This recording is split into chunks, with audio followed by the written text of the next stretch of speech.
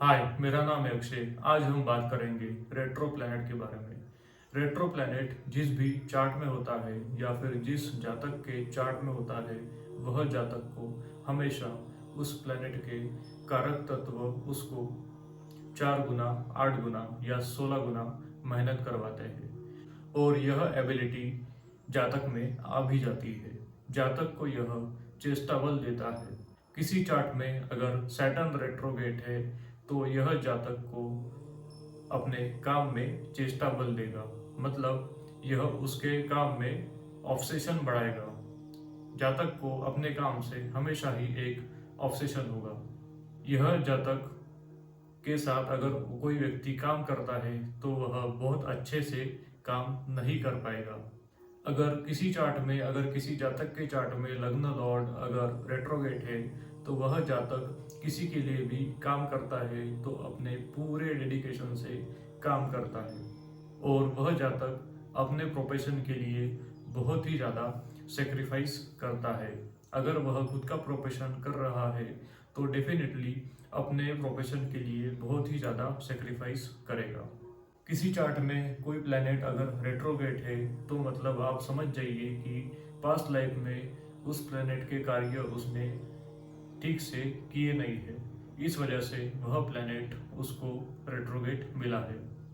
Retrograde planet का aspect भी 4 times ज़्यादा स्ट्रेंथ से अपनी एस्पेक्ट डालता है।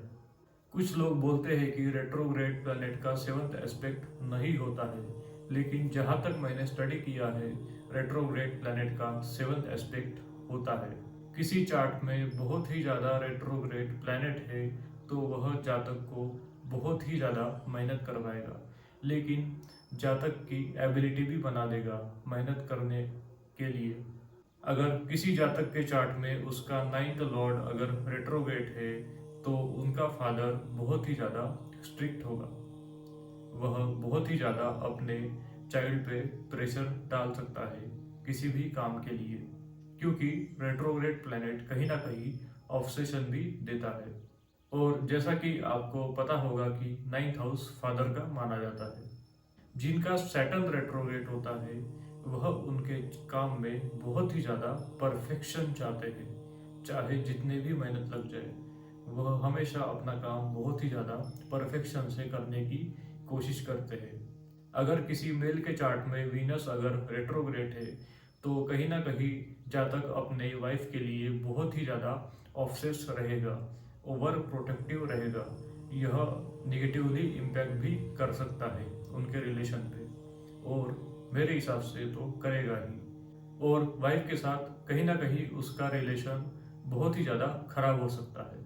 अगर किसी चार्ट में, किसी जातक के चार्ट में मरकुरी अगर रेट्रोग्रेड है तो उसके कम्युनिकेशन पे या फिर बिजनेस पे या फिर पढ़ाई पे बैड इम्पैक्ट डाल सकता है। ऐसा भी हो सकता है कि उसकी पढ़ाई उसके प्रोफेशन में काम ना आए। किसी के चार्ट में अगर जुपिटर रेट्रोग्रेड है तो कहीं ना कहीं उसको सही गुरु नहीं मिलेगा। अगर मिल भी जाता है तो वह पर्सन, वह जातक वो गुरु के पास नहीं जाएगा। सूर्य और चंद्र किसी भी चार्ट में रेट्रोग्रेड नहीं होते हैं और राहु और केतु हमेशा रेट्रोग्रेड होंगे सभी के सभी चार्ट में, क्योंकि राहु और केतु एक शैडो प्लैनेट है। अगर डिटेल में बात की जाए तो वह एक मून के नॉड से। अगर किसी का मार्स अगर रेट्रोग्रेड है तो कहीं ना कहीं उसके रिलेशन उसके छोटे भाई के साथ सही नहीं होंगे। और अगर और इम्पैक्ट देखे जाए तो वह जातक डेयरिंग काम नहीं कर पाएगा और उसकी हेल्थ भी ठीक नहीं रहेगी, क्योंकि मार्स मतलब बॉडी भी होता है। अगर जातक का सैटर्न रेट्रोग्रेड है तो कहीं ना कहीं उसके एफर्ट्स के हिसाब से उसको पे नहीं किया जाएगा। उसका 40% हमेशा लेस पे होगा। उसको 40% हमेशा कम सैलरी दी जाएगी या फिर उसको कई लोगों का काम करना पड़ेगा। किसी के चार्ट में मरकुरी अगर रेट्रोग्रेड है तो उसके छोटे बहन के साथ उसका रिश्ता खराब हो सकता है। यह इम्पैक्ट मरकुरी का केतु के साथ जुड़ने पे भी हो सकता है। उसको अपने बहन से बहुत ही ज़्यादा प्रॉब्लम हो सकती है। आपका अमूल्य समय देने के लिए बहुत बहुत धन्यवाद। अगर आपको कुछ कमेंट करना है तो आप कर सकते हो। आपके कमेंट के बेसिस पे नेक्स्ट वीडियो हम बनाएंगे।